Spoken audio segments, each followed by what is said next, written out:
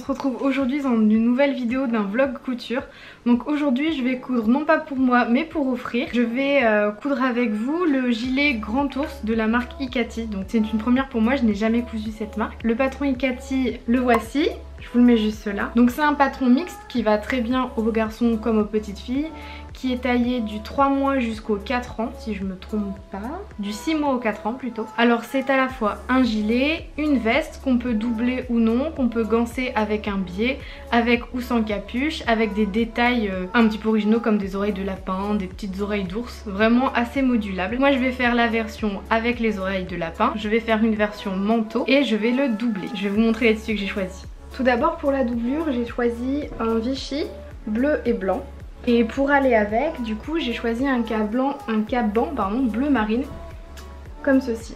Je trouvais que les deux ensemble allaient plutôt bien, sachant que ce manteau est destiné à un petit garçon, donc je trouvais que le bleu marine ça passe assez bien et ça change du noir qu'on voit un peu tout le temps. Alors tous mes tissus viennent du comptoir du tissu à Saint-Médard, Rinjal, sauf les boutons en fait. Les boutons viennent d'un stock que j'ai depuis un certain temps. D'ailleurs en parlant de boutons, j'hésite entre deux. J'en ai des plus foncés et des plus clairs. Donc je sais pas encore lesquels je vais choisir. Mais il va falloir que je me décide avant la fin parce qu'ils font pas du tout la même taille. Alors concernant le patron Ikati, ce que j'ai pas dit, c'est que moi j'ai acheté la version en PDF. Donc quand vous achetez la version PDF, vous avez un premier fichier avec toutes les tailles dessus. Donc ça va du 6 mois au 4 ans. Et ensuite vous avez d'autres fichiers PDF qui correspondent à une taille par fichier PDF, plus le livret des explications. Donc moi personnellement j'ai imprimé les 12 feuilles qui représentent toutes les pièces et j'ai décalqué la pièce qui correspondait. Comme ça si jamais je dois le refaire, je n'aurai pas à réimprimer les feuilles. Je crois que j'ai tout dit à propos de ce patron. Bon ben c'est parti, on va y aller. Donc on va commencer par décalquer les pièces de patron, ensuite les découper et placer à la couture. Allez c'est parti.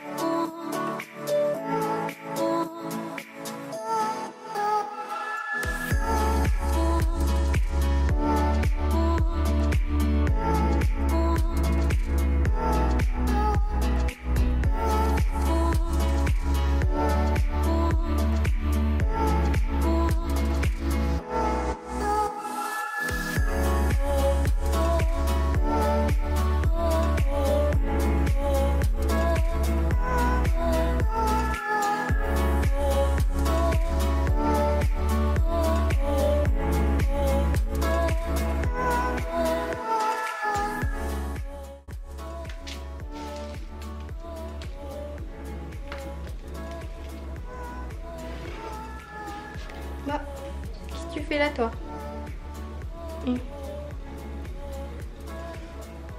Ta petite intervention de la journée.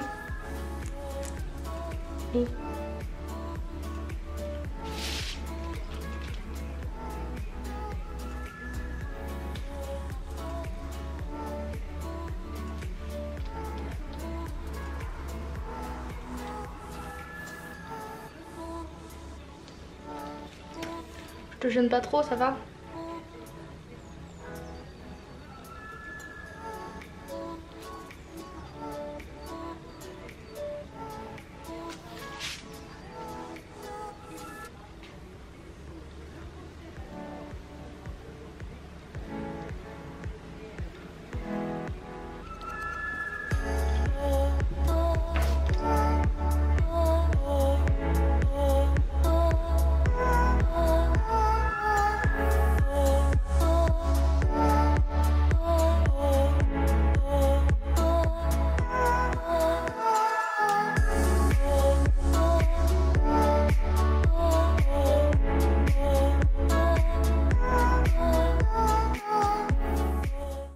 Alors plutôt que de plier mon tissu en deux au milieu, je plie en deux mais de manière à optimiser la largeur de ma pièce.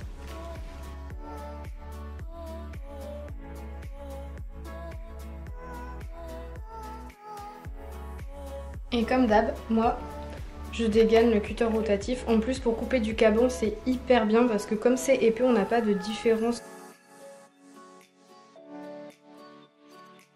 Et hop, ça se coupe vraiment tout seul.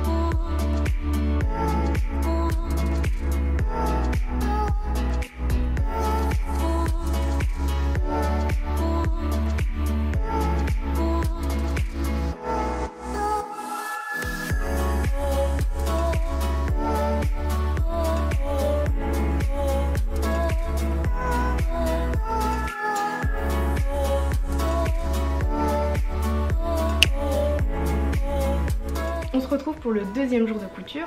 Donc toutes les pièces ont été découpées, maintenant il ne reste plus qu'à les assembler. Donc avant je vais les surjeter, ou tout du moins toutes les pièces de la doublure, étant donné que comme j'utilise un caban de laine pour l'extérieur, j'ai pas besoin de le surjeter. Par contre j'ai fait une petite modification sur la pièce dos pour la doublure. Au lieu de la couper à l'identique que la pièce pour le tissu principal, j'ai décalé ma pièce par rapport au bord plié du tissu, ce qui donne ça. Mais j'ai quand même coupé ma pièce au pli. Donc si vous suivez l'histoire, ma pièce de doublure est donc plus grande que la pièce du dos. Mais ce que j'ai fait, c'est qu'en fait en décalant le patron, en fait j'ai quand même fait mes crans de marquage de la pièce de base, puisque avec ces crans j'ai pu créer deux plis plats, donc un en haut, un en bas, et ce qui va me donner en fait de l'aisance pour le manteau. Donc en général on a cette petite information quand on fait des manteaux pour les adultes. Là c'est un manteau pour un bébé, il ne devrait pas bouger autant que nous, mais un bébé ça bouge quand même, donc j'ai décidé d'ajouter ces deux plis en fait dans la doublure, histoire d'avoir plus d'aisance pour l'enfilage et éviter que la doublure ne craque. Donc maintenant que j'ai fait cette petite modif, ça ressemble à ça en fait. Donc vous voyez, le pli plat il est ici, donc j'en ai un en haut et j'en ai un en bas de la pièce, enfin c'est l'inverse. Ça c'est le haut de la pièce et ça c'est le bas. Donc ma pièce maintenant est à l'identique de la pièce dos du tissu principal et maintenant je ne veux plus avoir aucun souci de montage. Donc si vous faites cette petite astuce, pensez à refaire le cran derrière parce que si vous avez une pièce plus large que l'autre, au montage ça ira pas. Donc c'est parti, je vais surjeter toutes mes pièces et comme les marges de couture sont de 7 mm, il va falloir que je règle ma surjeteuse. Je vous emmène. Et voilà, on se retrouve sur la table de la salle à manger avec la surjeteuse. Donc pour l'instant elle a enfilé en 4 fils, mais pour faire mon sur j'ai 3 fils, mais du coup il faut que je retire un fil. Et je vais aussi retirer une aiguille physiquement. Donc je vais pas juste me contenter de retirer le fil, puisque l'aiguille quand elle descend avec le principe des deux aiguilles qui piquent, les fils des boucleurs sont quand même attrapés par l'aiguille même si elle n'a pas de fil. Donc je vais pas avoir un joli surjet si je laisse l'aiguille. Donc je vais l'enlever. Évidemment, avant de commencer à surjeter toutes mes pièces, il est primordial de régler la surjeteuse avec le tissu. Donc pour cela, en fait, je vais prendre une de mes chutes de mon tissu pour la doublure et je vais trouver les bons réglages.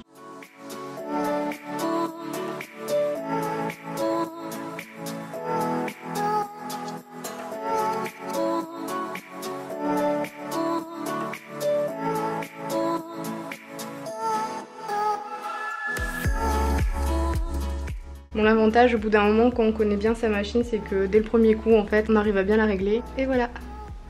Donc ça c'est sur l'endroit et sur l'envers. Maintenant que j'ai les bons réglages sur ma machine avec la surjeteuse, je vais pouvoir surjeter toutes mes pièces. Donc c'est parti. Je vous mettrai la séquence en accéléré.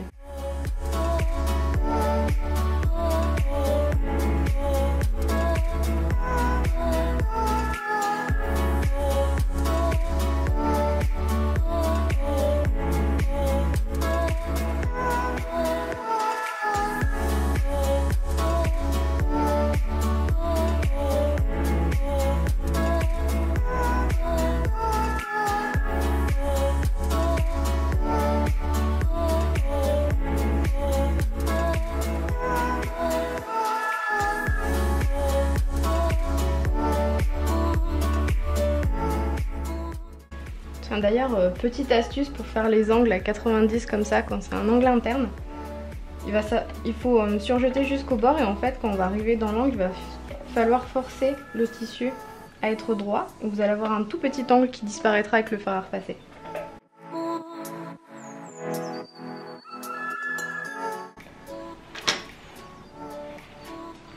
Et vous voyez, dans l'angle, j'ai pas de pli. Donc ni dans l'un et ni dans l'autre. Vous voyez, il suffit de tirer son tissu en fait, de le forcer à être droit et le surjet se fait tout seul. Voilà, vous savez maintenant surjeter dans les angles internes.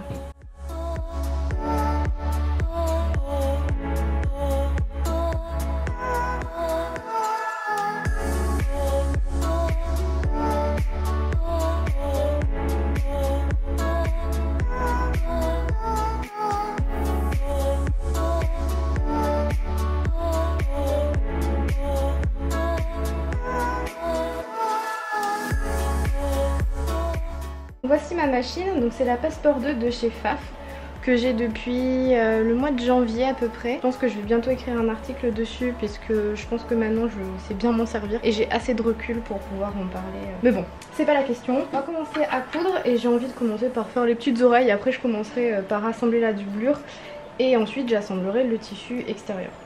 Donc j'ai les explications qui sont sur l'ordinateur à côté mais ils se montent assez facilement. Donc pour l'instant il faut monter les petites oreilles, donc placer le tissu endroit contre endroit, coudre tout le tour et puis ensuite retourner, cranter et on aura les petites oreilles finies. Alors dans ce patron les marges de couture elles sont incluses et elles sont de 7 mm. Donc 7 mm en fait pour moi c'est la largeur de mon pied de biche. Donc certains c'est 7 mm, d'autres 8 mm, donc après il faudra faire avec votre machine. Mais moi dans mon cas il faut que je fasse suivre le bord du tissu de la largeur de mon pied de biche.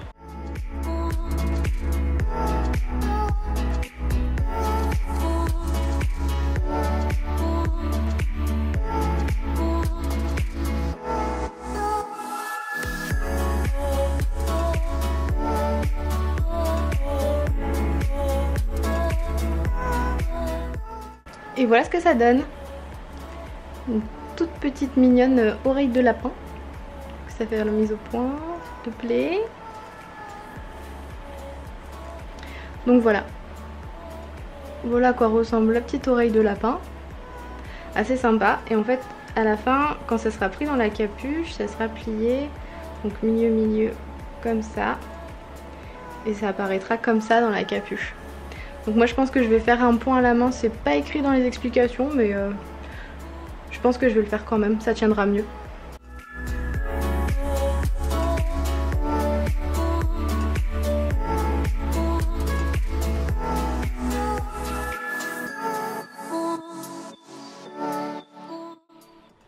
Donc maintenant on va passer à l'assemblage de la doublure qui est pour moi un assemblage assez facile. Moi j'aime bien l'appeler un assemblage en pétales de fleurs. Je trouve que c'est assez représentatif. Donc là on a les devants, les deux manches et le dos. Donc en fait il faut coudre ici, là, là et là. Et ensuite on va coudre du coup sous les manches avec les côtés. Donc tout ça, ça va être ensemble. Et puis ça avec ça. Voilà, c'est la prochaine étape.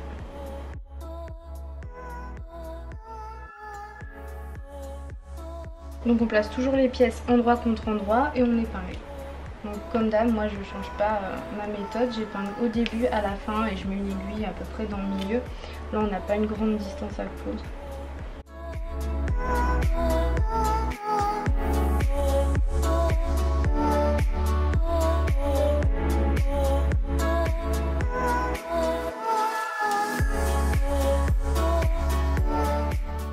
Et maintenant on va attacher les manches au dos.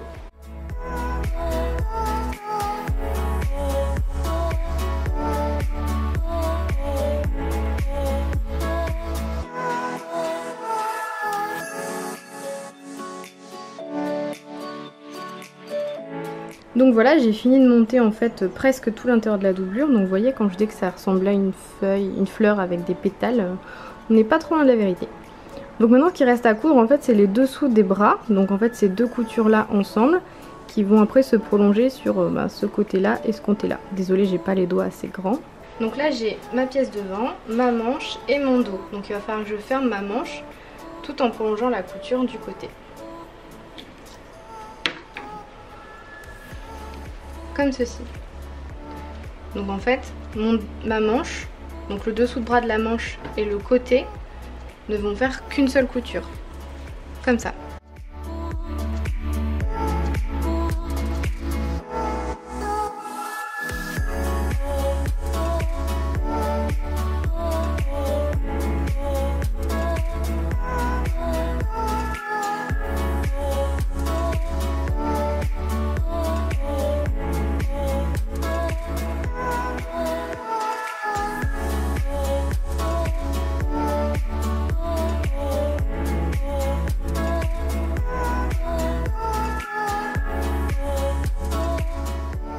Et maintenant il faut que je coule la capuche.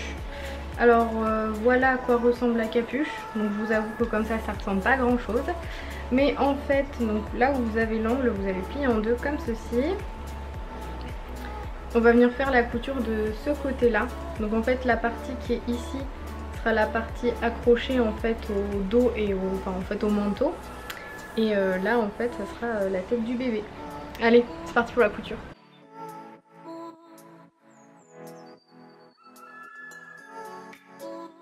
Donc voilà, j'ai terminé la capuche, donc voilà à quoi elle ressemble.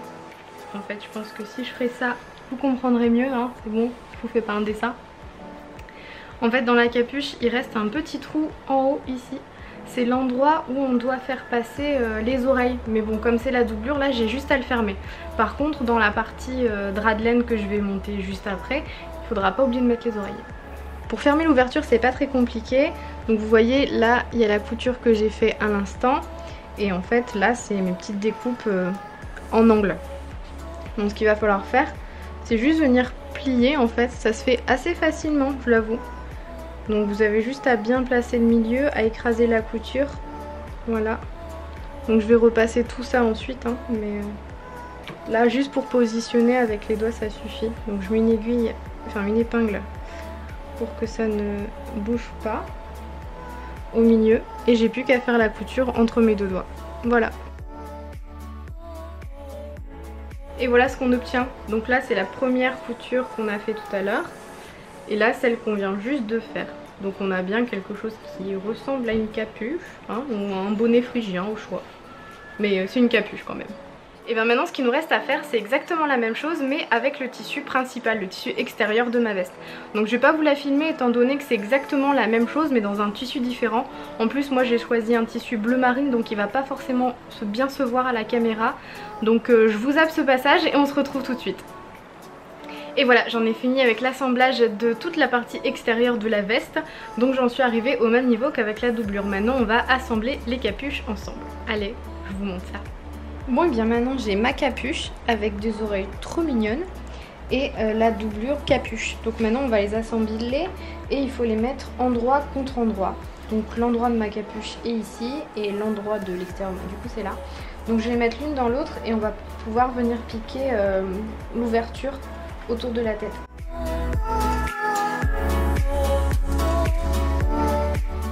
Et voilà. Maintenant on n'a plus qu'à coudre en fait toute cette partie là. Tac, tac, tac. La partie qui va venir en fait être tout autour de la tête, comme ça, tout ça.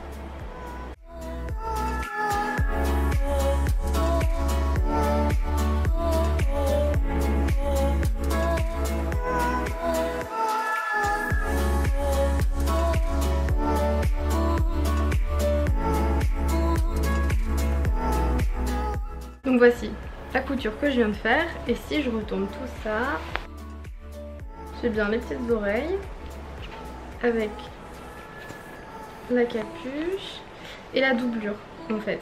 Mais vous voyez la doublure en fait elle bouge, donc pour éviter qu'elle ne sorte en fait de la capuche et que ça soit assez désagréable et puis du coup pas joli du tout, je vais faire une sous-piqûre. La sous-piqûre qu'est-ce que c'est? C'est juste en fait une couture qui va prendre en fait toutes les épaisseurs sauf celle du tissu extérieur. Donc en fait, donc là j'ai mon tissu principal, là j'ai mon tissu extérieur et je vais venir faire une piqûre en prenant les trois épaisseurs d'ici mais pas celle-ci. Donc en fait quand on fait une surpiqûre, normalement on prend toutes les épaisseurs, donc on en a 4 là. Et là en fait avec la sous-piqûre je n'en aurai que 3. Mais du coup ça va éviter à la doublure de bouger. Donc on va voir la couture dans la capuche mais on la verra pas sur l'extérieur. J'espère que c'est clair. Si c'est pas très clair je vous mettrai une vidéo en barre d'infos. C'est Sophie Blossom qui a fait une vidéo sur la sous-piqûre. Elle explique peut-être un peu mieux que moi.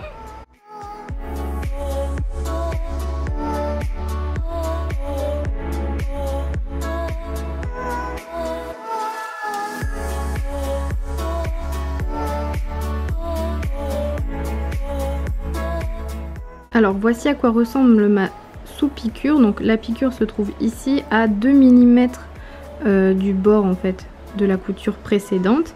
Et sur l'envers j'ai ça. Donc ça c'était ma piqûre d'assemblage avec la capuche et sa doublure. Et ça c'est ma sous-piqûre. Donc vous voyez en fait j'ai pas du tout de couture visible sur le tissu extérieur mais uniquement sur la doublure.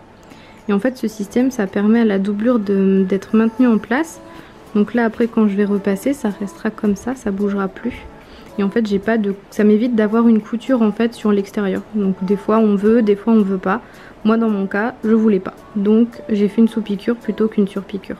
Du coup maintenant pour résumer, j'ai ma veste dans mon caban bleu marine. J'ai ma veste dans ma doublure en Vichy. J'ai ma capuche doublée. Donc il me reste plus qu'à assembler la doublure avec le manteau, à faire les boutonnières et les finitions à la main. Mais là j'avoue je vais m'arrêter pour aujourd'hui et je reprends demain. A tout de suite. Et voilà on se retrouve, on est demain. Du coup je vais reprendre la capuche et je vais aller repasser correctement la sous-piqûre qu'on a fait il y a quelques minutes. Et ensuite je vais pouvoir la fixer sur la partie extérieure du manteau avant de pouvoir coudre la doublure et le manteau ensemble. Je vous montre ça.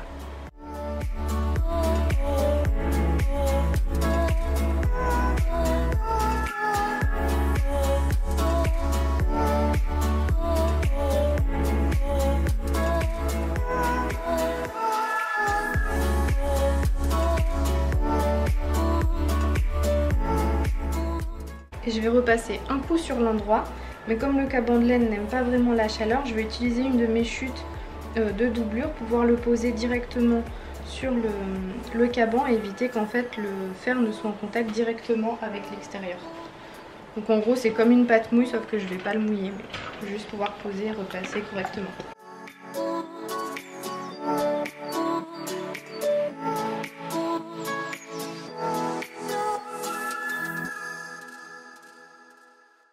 Et voilà, j'obtiens une capuche qui se tient quand même beaucoup mieux que tout à l'heure.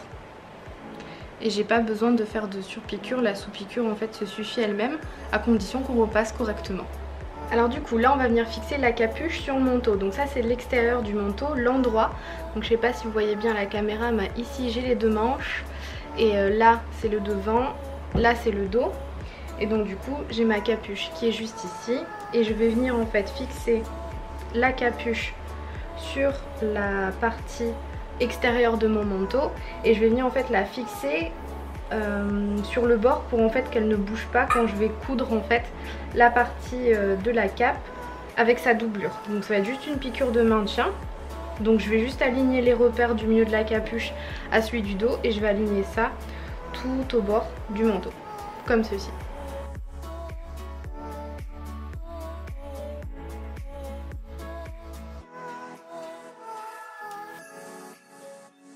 Alors c'est exactement la même machine qu'hier, c'est juste que j'ai mis la table de rallonge puisque comme je vais faire une grande pièce, ça va être beaucoup plus agréable pour moi d'avoir quelque chose de grand à côté pour pouvoir entraîner mon tissu. Mais sinon, c'est tout à fait la même.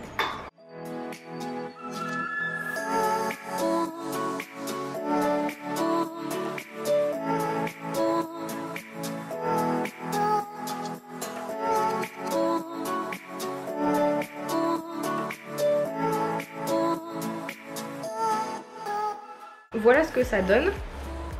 J'ai déjà la capuche qui est bien fixée au dos, j'ai mis dans le bon sens. Et en fait de l'intérieur on voit quelque chose comme ça. Donc on a bien la capuche qui est doublée mais le reste du manteau qui ne l'est pas. Donc ce qui va nous rester à faire, c'est la plus grande étape en fait, c'est de coudre la doublure du manteau sur tout le tour. Donc on va commencer par ici, on va faire tout le tour. en laissant une ouverture dans le bas pour pouvoir retourner le manteau. Et du coup en faisant la piqûre, il va bien falloir positionner la capuche dans ce sens là pour qu'en fait on ne voit pas la démarcation de la piqûre que je viens de faire. De cette manière là en fait on va penser que la capuche est directement cousue à la doublure alors qu'en fait on l'a fait en 2 étapes. Donc ce que je disais c'est qu'il va falloir poser la doublure et coudre tout autour du manteau comme ceci. Donc pour ce faire on va positionner le manteau sur l'envers, du coup les manches je les ai retournées et on va mettre l'endroit contre nous et la capuche bien positionnée comme ça dedans. Ensuite on va prendre la doublure et on va poser l'endroit de la doublure, donc le côté où il n'y a pas les coutures, sur le manteau comme ceci. Et on va venir coudre tout autour, donc tout le tour comme ça, en prenant bien la capuche, en faisant attention de ne pas faire de plis et surtout en laissant une petite ouverture dans le bas à cet endroit pour pouvoir retourner le manteau par la suite. Enfin, on s'attaquera aux manches.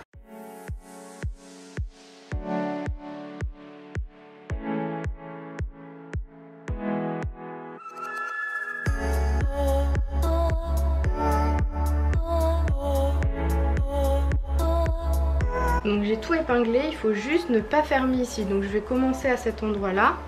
Je vais faire tout le tour comme ça en faisant bien attention à un moment de passer la capuche, de bien prendre toutes les épaisseurs.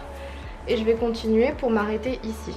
Et cette ouverture là je la laisse ouverte mais je commence et je termine par un point d'arrêt. Après il faudra terminer à la main.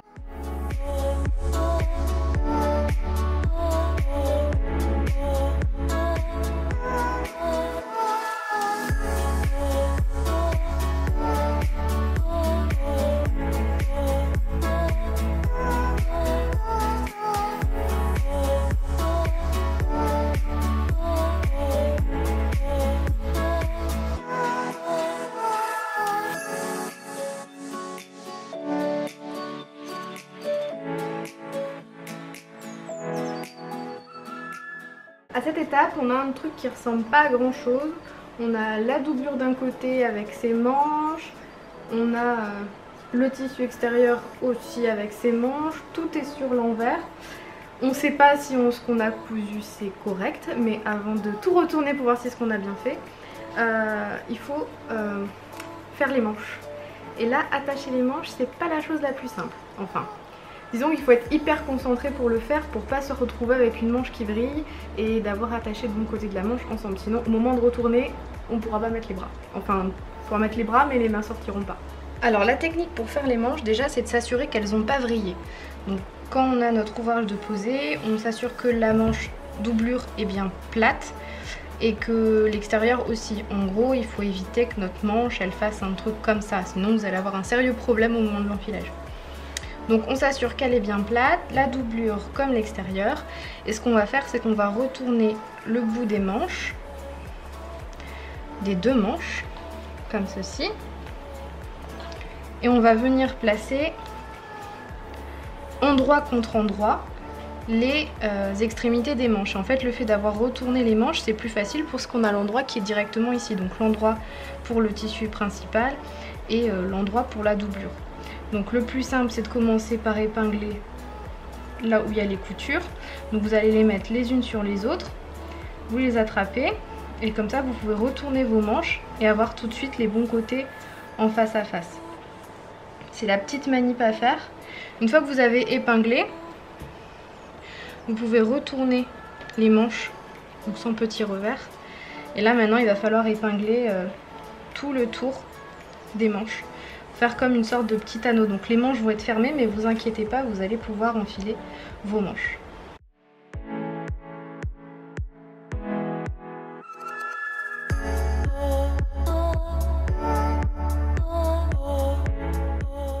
Donc on a quelque chose comme ça. Donc là on a le tissu extérieur, là on a la doublure et tout est maintenu en fait sous une forme de petit tube en fait. Donc je peux pas accéder à l'intérieur de la manche. Voilà ce qu'on a. Et on fait pareil sur l'autre.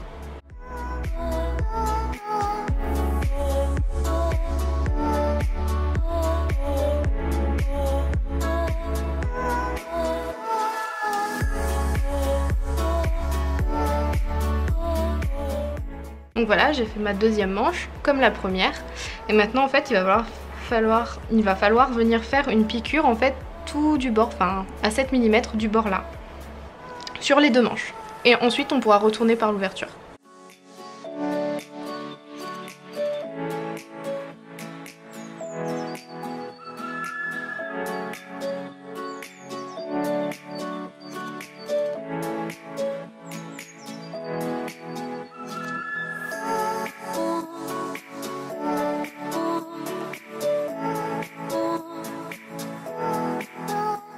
Donc voilà ce qu'on obtient, c'est notre manteau sur l'envers, donc là vous avez la doublure qui est bien sur l'envers, on voit toutes les coutures.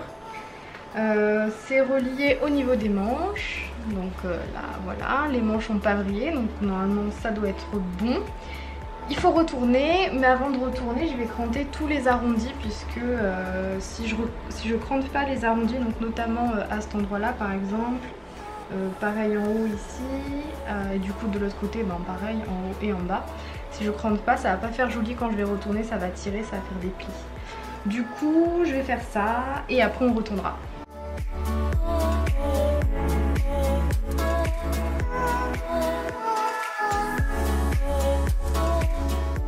Bon, bah instant de vérité.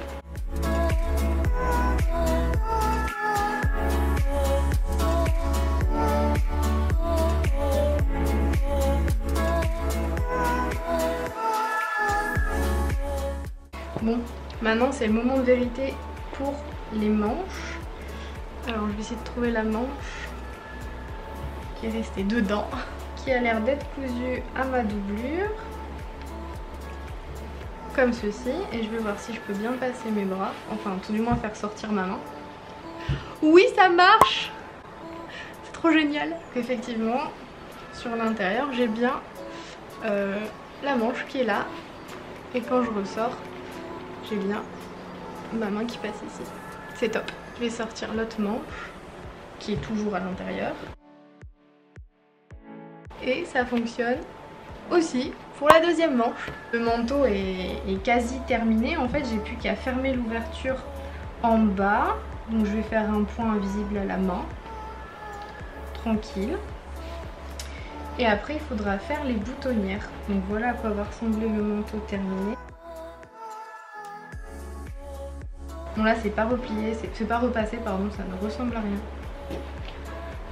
Mais on va avoir un petit truc sympa comme tout, avec une capuche et des petites oreilles. C'est pas trop mignon?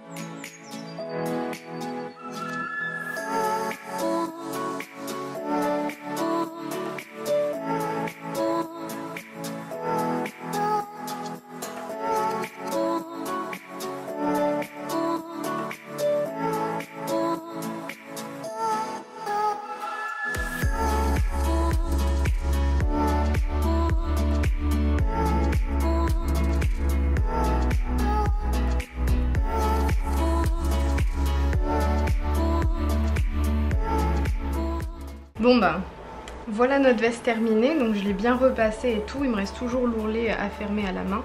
Mais là ma grande question c'est quel bouton je mets, parce que depuis le début j'ai pas réussi à me décider en fait. Donc soit j'ai des gros boutons comme ça un peu couleur acajou, donc ça ressemble à quelque chose comme ça. J'aime beaucoup en fait ce coloris là, mais comme le reste du manteau est assez clair entre guillemets, enfin surtout la doublure elle est claire, j'ai peur que ça tranche un peu. Et sinon en fait mes autres boutons, ça donnerait quelque chose comme ça. Franchement j'hésite entre les deux, je trouve que ceux-ci font plus manteau, ceux-là font plus veste, mais ils sont pas moches non plus. J'aime bien l'effet de la couleur du bois clair comme ça avec le bleu, mais j'aime beaucoup aussi ceux-là, franchement c'est mon gros dilemme. comme là c'est mon gros dilemme, team petit bouton, team gros bouton, je pense que je vais vous faire un petit sondage Instagram et puis on verra par la suite. Alors je vais laisser tourner le sondage toute une journée et les boutonneurs je les ferai demain. De toute façon c'est pas à moi de le faire, c'est la machine qui va le faire tout seul, moi j'ai juste à placer et puis j'appuie sur le bouton, ça fait tout seul. Donc là pour le coup, la boutonnière automatique, j'adhère complètement. J'ai laissé le sondage tourner et pas une victoire écrasante, mais vous avez quand même choisi les gros boutons. J'avoue, j'ai ma préférence aussi vers les gros boutons. En fait, pour être honnête, au début, avant de commencer, je préférais les tout petits parce que la couleur du bois un peu naturel, je trouvais que ça allait bien avec le caban bleu. Mais au final, en ayant mis les boutons sur le vêtement terminé, je trouvais que les boutons étaient trop petits, ça faisait pas vraiment manteau. Et je trouvais que les gros boutons couleur acajou faisaient plus manteau. Donc, je vais poser les gros boutons. Alors, je vais venir placer mes boutonnières. Tout du moins je vais venir faire des repères sur mon tissu pour pouvoir après les placer correctement sur la machine à coudre et coudre les boutonnières. Du coup je vais me baser sur le centre ici et je vais essayer de centrer mes boutons, sachant que le centre est là environ et qu'il faut que je place un bouton de ce côté là, 3 sur la hauteur et aussi 3 de ce côté là dans cette largeur là, puisqu'après en dessous il n'y a plus l'autre pan. Donc je vais commencer par tracer le milieu à la craie et ça sera beaucoup plus pratique. Je pense que je vais tracer aussi la marque de l'autre pan en dessous, histoire que mes boutons ne soient pas dans le vide. Et il va falloir maintenant que je place mes 3 boutons comme ça. Donc je pourrais reprendre le patron puisque c'est écrit dessus, mais comme mes boutons sont plus grands que ceux prévus, du coup les marques ça va pas aller, alors je vais essayer de les faire moi-même plutôt.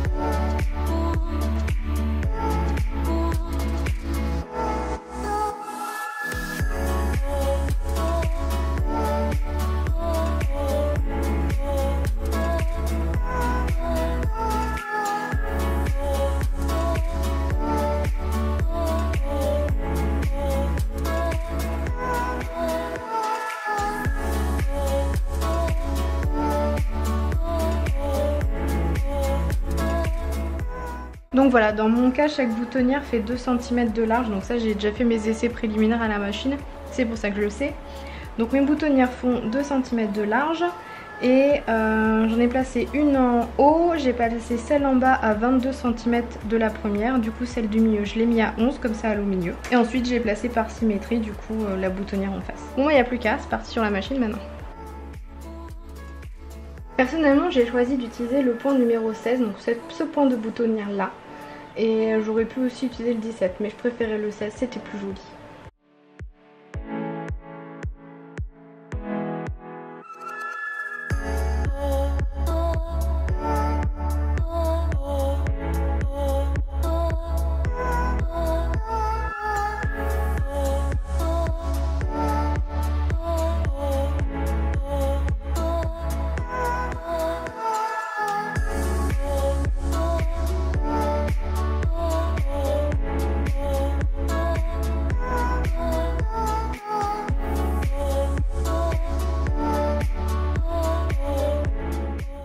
Ma boutonnière sur l'endroit et sur l'envers. Donc voilà, je viens de finir mes 6 boutonnières, non sans peine parce que celle-ci m'a causé un petit peu de problème étant donné qu'il n'y avait pas beaucoup de matière devant pour avancer, des fois ça peinait un peu, mais je m'en suis sortie. Alors je vais vous montrer de plus près ce que ça donne. Voilà, donc voilà les boutonnières, elles sont faites, il reste plus qu'à les ouvrir. Alors pour les ouvrir, moi j'ai une petite technique particulière. En fait je mets une épingle après le début et avant la fin, ou avant la fin, après le début, comme vous voulez. Et en fait, je les ouvre avec le petit couteau du découvite. Donc en fait, je me pose sur l'aiguille, j'avance comme ça, tout doucement. Et en fait, cette épingle-là m'évite de venir ouvrir ma boutonnière et de gâcher en fait tout mon travail. Donc je vais vous montrer en vidéo ce que ça donne, mais après, si vous le reproduisez chez vous, je suis pas responsable des catastrophes que ça peut donner. Il faut être très minutieuse quand on le fait et vraiment pas le faire dans la précipitation.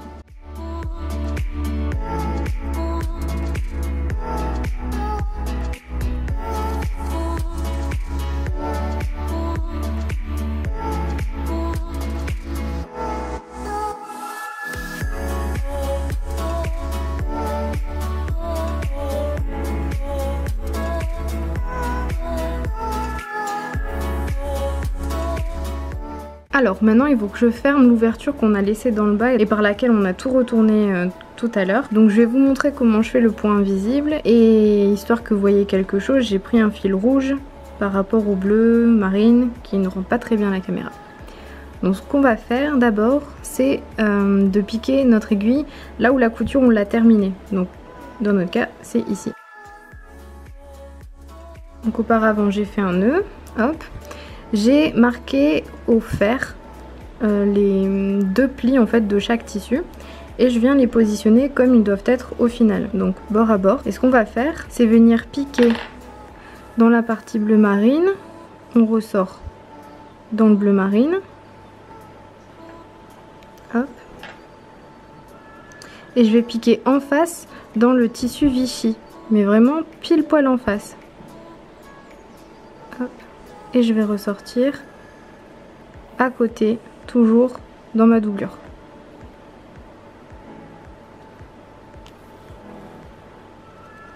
Comme ceci. Donc là, je suis dans mon tissu de doublure, donc je vais piquer dans le tissu du tissu externe, donc dans le caban. Hop. Donc les points n'ont pas besoin d'être rapprochés, vous voyez, ils font à peu près 1 cm.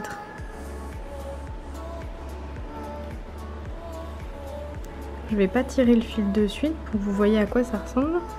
Donc je pose ma doublure là où elle doit être. Je viens piquer pile dans la pliure. Hop. Et je ressors un peu plus loin.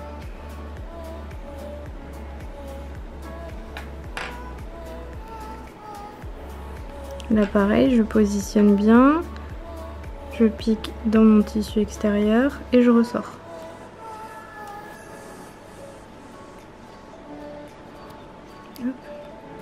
Je positionne bien mon tissu, je vois qu'il doit rentrer là, hop, et je ressors à côté. Donc vous voyez bien le chemin que ça fait. Et bien regardez quand je vais tirer, hop, on a fermé et on ne voit strictement plus rien. On ne voit pas le fil rouge, donc là pour le coup vous pouvez utiliser n'importe quel fil de couleur. Là je vous l'ai montré avec le rouge pour que vous voyez bien qu'on ne voit rien justement. Donc voilà. Le truc c'est de bien marquer au fer les plis. Et comme ça vos tissus se positionnent l'un contre l'autre et vous avez juste à venir faire votre petite piqûre. Donc vous piquez dans le tissu du bas, puis en face, dans le tissu en haut, puis en face, dans le tissu en bas, puis en face, et comme ça, ainsi de suite jusqu'à l'autre bout. Moi je vais continuer.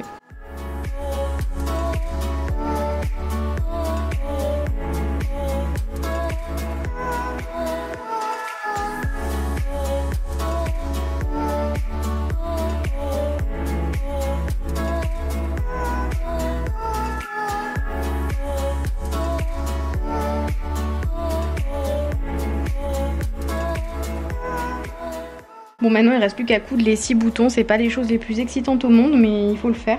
Alors ma machine pose les boutons mais par expérience je les pose à la main. Poser des boutons à la machine c'est le meilleur moyen de la péter.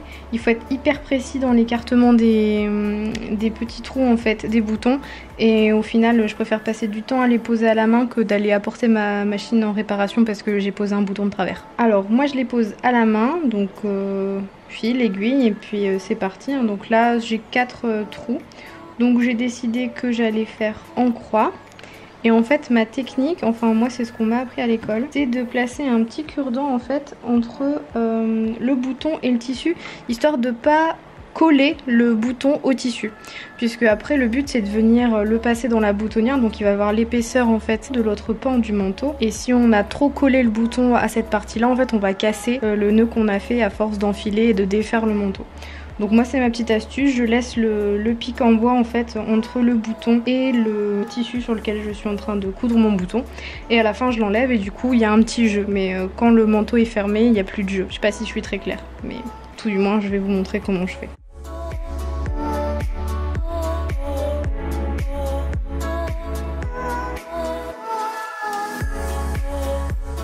Donc voilà mon premier bouton de cousu. Alors je sais pas si on voit mais je fais une petite croix en fait.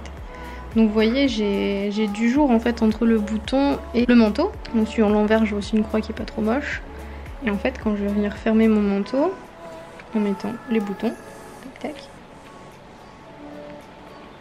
j'ai plus de jour. Le bouton ne bouge plus en fait. Il est bien placé correctement. Donc voilà. C'était la petite astuce pour poser les boutons à la main. Je vous confirme que c'est plutôt long à mettre en place, à faire. C'est pas facile parce que quelquefois au début on n'a pas l'habitude et le pic en bois s'en va. Mais je vous assure que posés comme ça, vos boutons en fait vont tenir vachement plus longtemps que si vous les posez à la machine. Et voilà, j'ai fini de faire le petit manteau. Donc voilà ce que ça donne. Alors moi j'ai décidé de faire un ourlet aux manches. J'ai juste retourné en fait sur l'endroit les petites manches comme ça. Donc voilà ce que ça donne une fois que c'est retourné. Si on retourne pas, bon, on a des manches vraiment toutes simples. Donc j'ai choisi les 6 gros boutons comme ça en acajou. Et l'arrière ça donne ça. Donc la capuche avec les 2 petites oreilles comme ceci. Et si je relève la capuche, donc ouais, il y a la couture de capuche, les manches en raglan comme ça. Et voilà. Donc voilà ce que ça donne. Comme vous pouvez le voir, j'ai fait des boutonnières rouges. Alors là il y a encore un peu les fils qui dépassent parce que les boutonnières elles sont juste faites, mais à force d'enfiler et d'enlever le bouton, les fils vont partir de même. Et l'intérieur entièrement doublé en Vichy. Du coup c'est un petit clin d'œil aux parents, du moins ils y habitent. Donc je trouvais que le petit clin d'œil était original. Alors ensuite j'ai cousu tous les boutons à la main, donc je me suis appliquée quand même. Les boutons sont assez bien cousus je trouve, enfin je suis assez fière de moi. Attendez, il faut que je change la batterie parce qu'elle est en train de clignoter, ça va couper dans 30 secondes. Voilà, je viens de changer la batterie, ça va aller mieux comme ça. Alors, je disais donc, j'ai cousu tous les boutons à la main, donc là c'est pas encore repassé étant donné que je dois l'emmener dans ma valise. J'ai pas envie de le repasser pour que ça soit froissé dans ma valise et devoir le repasser avant de le donner. Du coup j'ai décidé que je m'arrêterai là au niveau du repassage. Ensuite je voulais vous montrer aussi le petit pli que j'ai fait. Donc le petit pli d'aisance qui est comme ça. Que du coup j'ai créé en décalant ma pièce par rapport au bord plié du tissu. Donc il est en haut et il est aussi en bas. Là. Donc, comme j'ai pas bien repassé, on voit pas encore très bien le pli. Mais du coup ça fait un pli d'aisance pour éviter que la doublure ne craque si bébé bouge trop les bras comme ça. Un peu trop d'entrain peut-être. Avant de clôturer la vidéo, j'avais une toute petite question pour vous. Est-ce que vous voyez une différence entre les 2 premiers vlogs, donc entre ceux qui concernaient la robe Aldaya, le top Agnès, et ce vlog là? Parce que j'ai changé de manière de filmer. En fait avant je filmais avec mon téléphone, maintenant je filme avec une caméra qui est un peu plus puissante au niveau visuel, même beaucoup plus puissante. Mais au niveau audio, normalement ça doit pêcher un peu. Donc j'aimerais savoir si vous préfériez l'audio d'avant, l'audio de maintenant, le visuel d'avant, le visuel de maintenant. Savoir si vous pensez qu'il est intéressant que j'investisse dans un micro-cravate ou si le son vous convient totalement. C'est ma petite question pour cette vidéo. Donc là j'en ai complètement terminé. Je n'ai plus rien à dire sur le gilet Ikati. Par contre, si ce n'est pas déjà fait, je vous conseille de vous abonner à la chaîne histoire de recevoir les notifications. Et pour recevoir les alertes, n'oubliez pas d'activer la petite cloche. Si vous n'activez pas la cloche mais que vous êtes abonné, vous ne recevrez pas de notifications en temps et en heure dès que la vidéo sort en fait. Si vous avez aimé, n'hésitez pas de liker, de commenter, de partager la vidéo. Et si vous avez des questions, je me ferai un plaisir d'y répondre en commentaire. Allez, bye! Attendez, j'ai oublié un truc. Juste après, il y a les images du gilet porté si ça vous intéresse de voir ce que ça donne.